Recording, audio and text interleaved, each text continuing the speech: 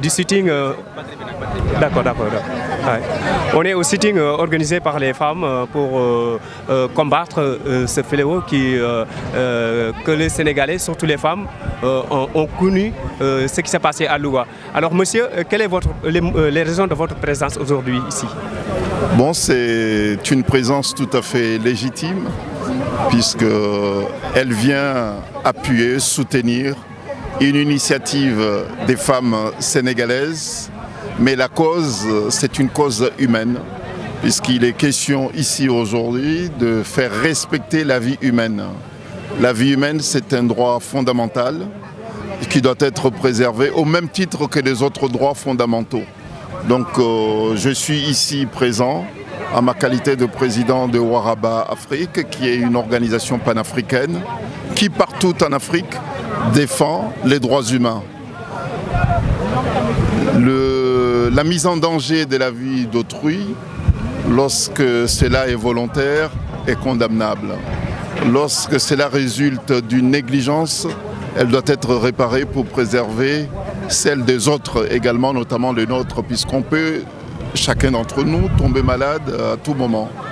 Bon, donc, lorsqu'on est dans une structure sanitaire, un établissement hospitalier, on a une obligation qui est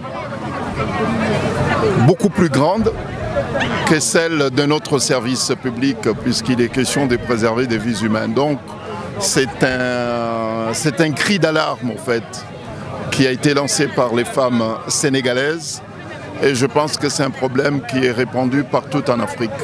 Et c'est pour cette raison que Waraba d'Afrique tenait absolument, à la demande des femmes sénégalaises, à être présent ici aujourd'hui.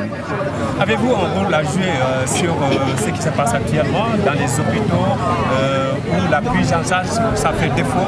Alors, quelle est votre position par rapport à ça? Bon, il faut distinguer deux choses. Il y a des problèmes qui relèvent du fonctionnement des services sénégalais, donc il y a les autorités compétentes, et puis il y a la société civile, et puis il y a les autorités sénégalaises et les forces vives sénégalaises qui sont mieux préparées pour justement alerter, pour trouver une solution pérenne par rapport à ce problème. Mais nous, on est une organisation qui a vocation à répandre des cris d'alarme. Vous voyez?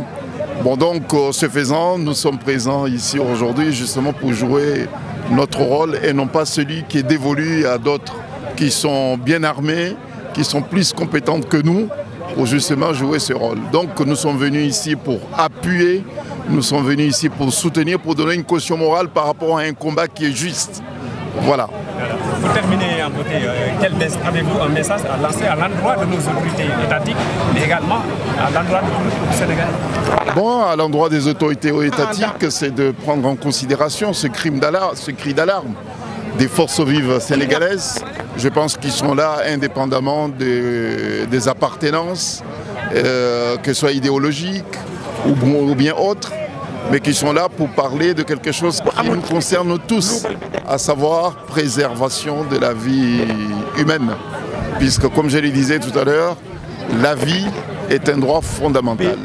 Bon, donc nous sommes là pour appuyer cette initiative de la société civile sénégalaise, qui est une démarche légitime et puis justifiée.